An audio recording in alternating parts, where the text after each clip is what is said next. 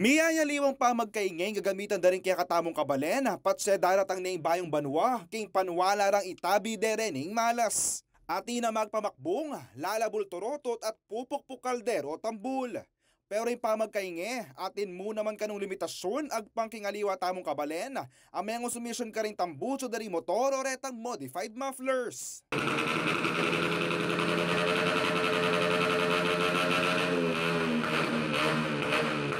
This is considered illegal if it is not the standard manufacturer specification. So, kung ito in-install mo lang, nilagay mo lang, it is considered unauthorized and illegal. Agpangking officer in charge na ning registration unit na ning Land Transportation Office o LTO Region 3, malyari lang may parusan ding rider gagamit masyadong maingay muffler at maging sangkaning noise pollution.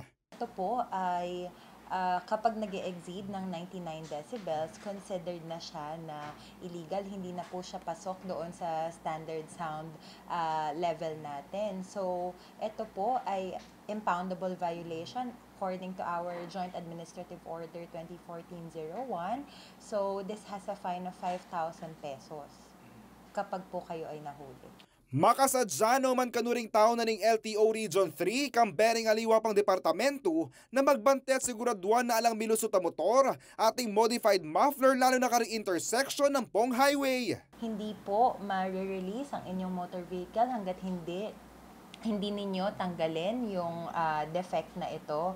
So, bago po siguro natin maisip maglagay ng ganito ay tandaan nga natin na bawal po ito. Kaya bay Johnny Coronel, yako po yung kaya kayong talasuyo JM De Jesus, ating pusong makabalen.